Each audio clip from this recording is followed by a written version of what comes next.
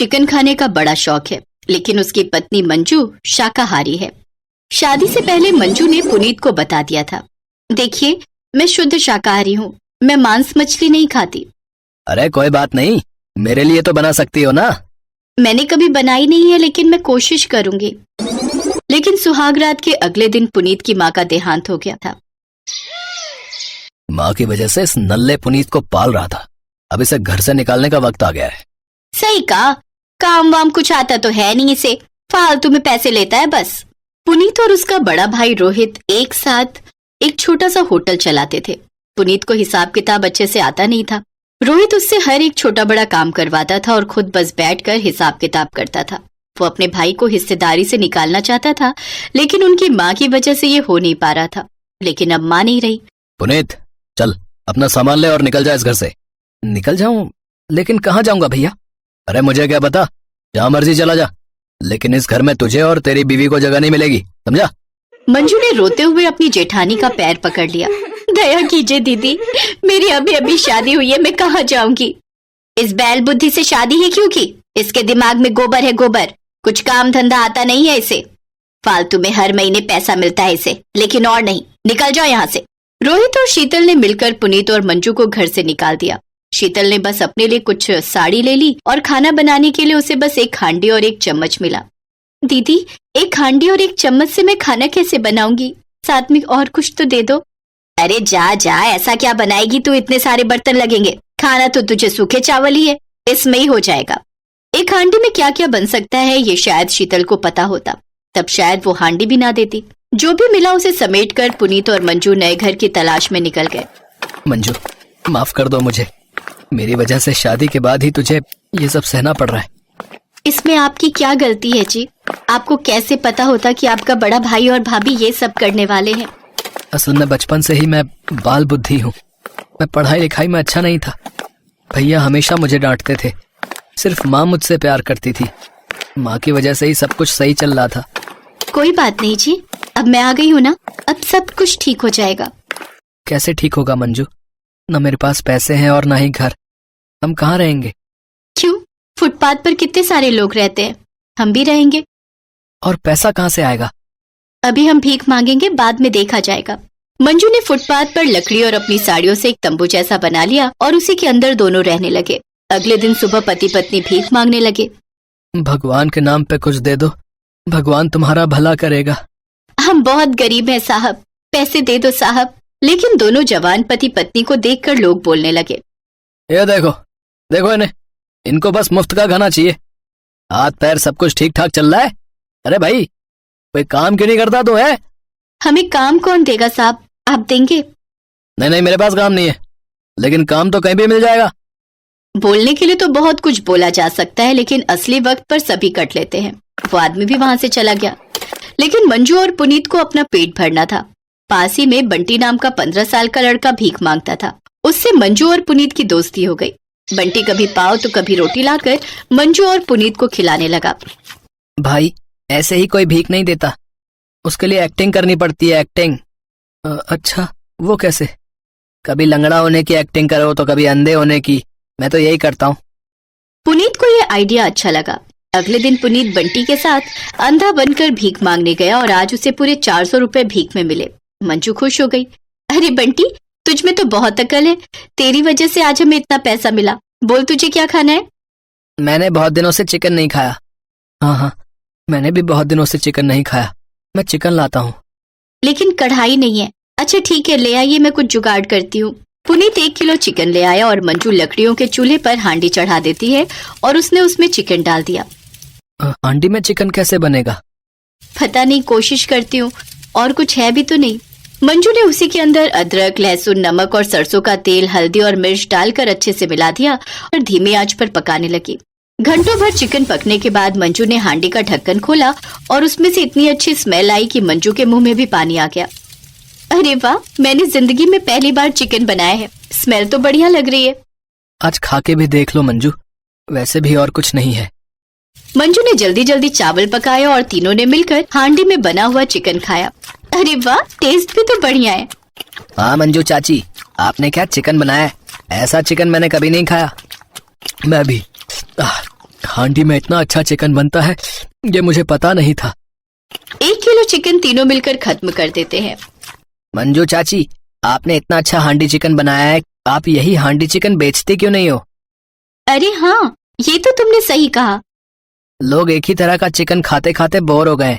लोगों को ये हांडी चिकन बहुत पसंद आएगा, लेकिन उसके लिए भी तो पैसों की जरूरत है।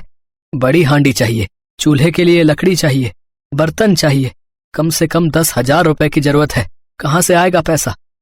मैं दूंगा ना, भीख मांग मांग कर बिजनेस करने के लिए कुछ पैसे इकट्ठे किए हैं मैंने, इसी व्यापार में लगा देता हूँ पैसा। आप मुझे पार्टनर बना लेना। अगले ही दिन से मंजू ने हांडी चिकन बनाना शुरू कर दिया। हांडी चिकन की स्मेल से ही लोग आने लगे। मंजू फुटपाथ पर बैठकर हांडी चिकन बनाने लगी। बंटी और पुनीत लोगों को खिलाने लगे।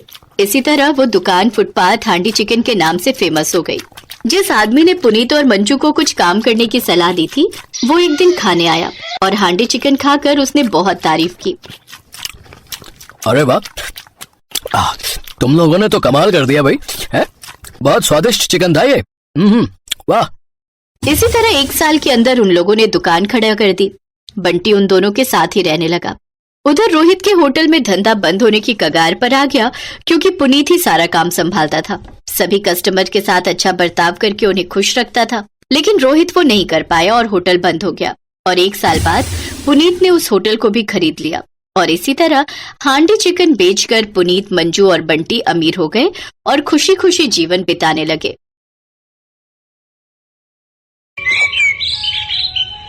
ये कहानी है निखत और उसके बेटे अली की। निखत से उसके शौहर का साथ निकाह के 2 साल बाद ही छूट गया। उस वक्त अली को पैदा हुए बस कुछ ही महीने हुए थे।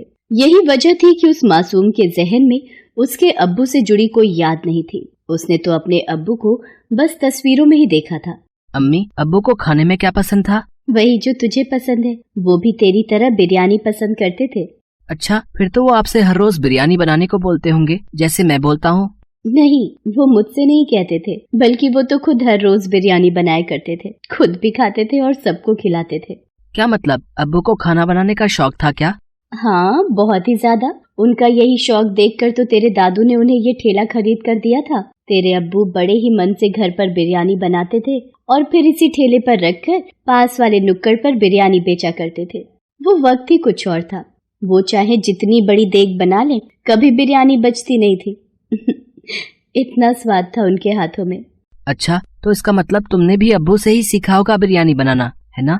हाँ, मैं उनकी मदद करती थी, पर बनाते हमेशा वही थे। लेकिन अब तो मुझे ही बनानी होगी ना। अम्मी, उदास मत हो। आप एक बात बताओ, जब अब्बू बिरयानी बेचा करते थे तो आप ऐसा क्यों नहीं करती? ये खेती करके तो हम पेट भरकर खा भी नहीं पाते। अगर आप भी बिरयानी बनाकर बेचोगी तो मुझे हर रोज बिरयानी खाने को भी मिलेगी। बेटा, ये सब इतना आसान नहीं है। तेरे अब्बू ने अपनी मेहनत से काम जमा लिया था। उनकी कमाई लागत से कहीं ज्यादा थी, लेकिन अब उनके जाने के बाद हमारे हालात अच्छे नहीं है। बेटा, तू ही बता, पूरे दिन के रोजे के बाद इफ्तारी तक का इंतजाम तो अच्छे से हो नहीं पाता, तो बेचने के लिए बिरयानी कहाँ से बनाऊं मैं? तो इसका मतलब मुझे बिरयानी खाने को नहीं मिलेगी। अम्मी, अब मन कर रहा है। अमूमन अली अपनी अम्मी से किसी चीज को लेकर जिद नहीं करता था। उस दिन भी उसने जिद नहीं की, लेकिन उसकी नम आंखों ने निखत को बता दिया था कि उसका बिरयानी खाने का कितना मन है। अली नमाज पढ़ने मस्जिद चला गया और निखत के हाथ भी दुआ के लिए उठ गए। या खुदा, ऐसा इम्तिहान ना ले, अपने बच्चे की बिरयानी खाने की ख्वाहिश भी पूरी ना कर सकूं।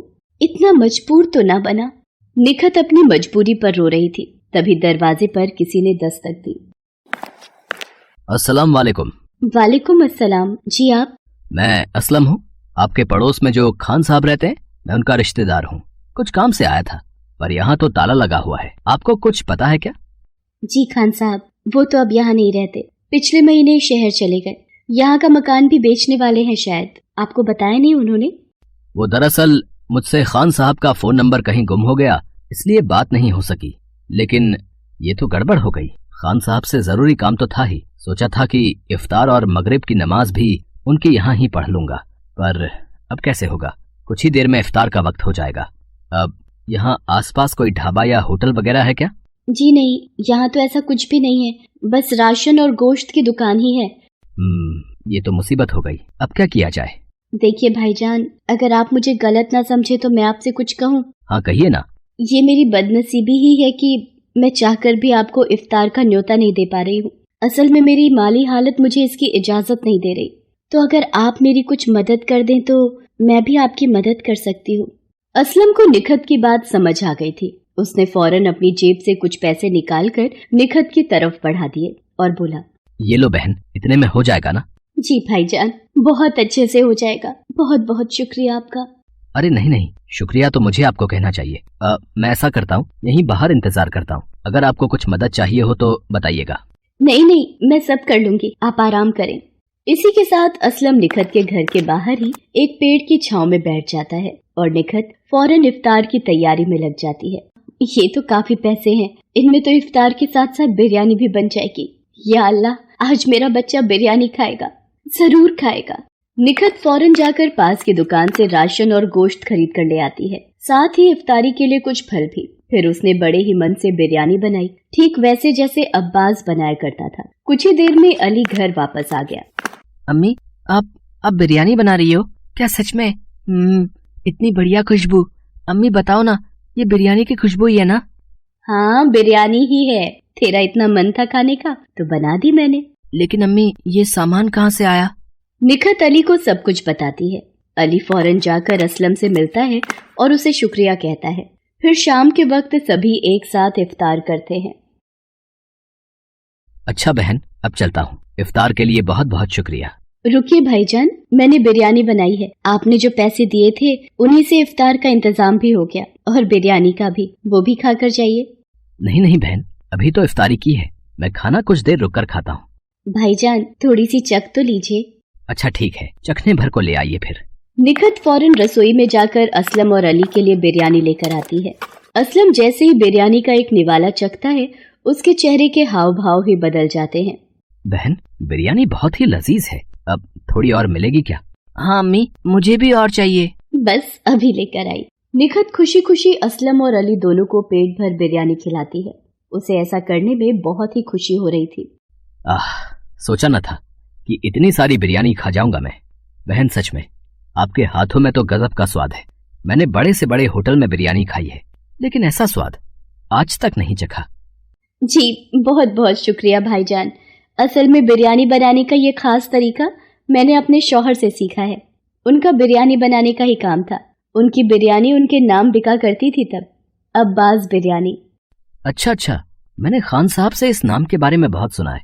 वो बहुत तारीफ किया करते थे आपके शौहर की और उनके हाथों के स्वाद की। वैसे हैं कहाँ आपके शौहर? कहीं बाहर गए हैं क्या? अब्बू बहुत दूर चले गए हैं, अल्लाह ताला ने उन्हें अपने पास बुला लिया। इतना कहकर अली अपनी अम्मी से लिपट कर रोने लगा। असलम को अब सारी बात समझ आ गई थी। फिर कुछ देर सोचने के बाद उसने अपने सूटकेस से पूरे 50,000 रुपए बाहर निकाले। ये लो बहन, ये रख लो। जी, ये इतने सारे पैसे? नहीं भाईजान, माफ करिए, पर मैं इन्हें नहीं ले सकती। पहले आपने जो मदद की वही मुझ पर और मेरे बच्चे पर बहुत बड़ा एहसान है आपका। अब मैं आपसे और कुछ नहीं ले सकती। ये तो आपको मुझे भाई बनाने से पहले सोचना चाहिए था। मैं ये पैसे इसलिए दे रहा हूँ ताकि आप अपने शोहर का रुका हुआ काम फिर से शुरू कर सको। वो वही है ना अब्बास भाई का मशहूर ठेला? ये ऐसे अच्छा नहीं लग रहा। ये पैसे रखो और इस ठेले को फिर से खुशगवार कर दो। मैं जल्द ही आऊंगा फिर से बिरयानी खाने। इतना कहकर असलम ने निखत के हाथों में वो पैसे रख दिए। निखत कुछ न बोल सकी, लेकिन उसकी आंखों से बहते आंसुओं में उसके जज्बात साफ झलक रहे थे। असलम वहाँ से चला गया, लेकिन निखत और अली को एक नई जिंदगी दे गया। निखत ने ठीक वैसा ही किया जैसा कि असलम ने उससे कहा था। पूरे रमजान रोजा रखने के बाद निखत ने ईद वाले दिन से बिरयानी बनाकर बेचने की शुरुआत की। उसके हाथों से बनी बिरयानी की खुशबू जल्दी ही सारे गांव को उसके पास खींच लाई। निखत, वाह बेटी, बहुत ही अच्छा किया तुमने। अब्बास के जाने के बाद तो जैसे बिरयानी में स्वाद आना ही बंद हो गया, लेकिन अब फिर से बिरयानी महकेगी और सबकी जुबान पर चढ़ेगी। लाओ, जल्दी से प्लेट लगा कर दो।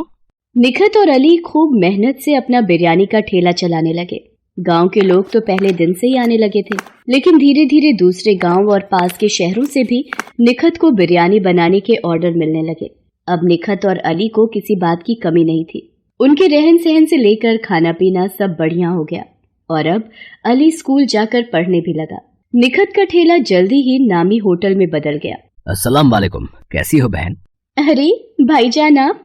वालेकुम अस्सलाम। आइए, बाहर क्यों खड़े हैं, अंदर आइए। निखत के होटल को देखकर असलम को बहुत खुशी हो रही थी, साथ ही फक्र भी। बहन सच में मान गया आपको। इतने कम वक्त में आपने क्या से क्या कर दिखाया, वो भी इतनी छोटी सी रकम से। नहीं भाईजान, ना वो रकम छोटी थी और ना ही आपकी मदद। आपकी दुआ और अल्लाह ताला की नेमत से हुआ है ये सब। मैंने तो बस अपना काम किया है। आइए, बिरयानी तैयार है, आप नोश फरमाइए, मैं बस अभी आई। वाह बहन, बिल्कुल वही स्वाद और बेहतरीन। अल्लाह आपको ऐसी ही बरकत दे। शुक्रिया भाईजान। अब ये लीजिए, ये आपकी अमानत मैंने संभाल कर रखी हुई थी। ये क्या बहन, ये पैसे लौटाकर मुझे पराया मत करो। नहीं भाईजान, आप कभी पराये हो ही नहीं सकते। मैं ये पैसे आपको लौटा नहीं रही हूँ, बल्कि इसलिए दे रही हूँ ताकि इनकी मदद से आप फिर किसी बहन की जिंदगी बदल सके और अल्लाह की रहमत सब पर यूं ही बरसती रहे। असलम निखत की तरफ देखकर मुस्कुरा दिया और उन पैसों को लेकर फिर से निकल पड़ा किसी नई निखत और अली की तलाश में।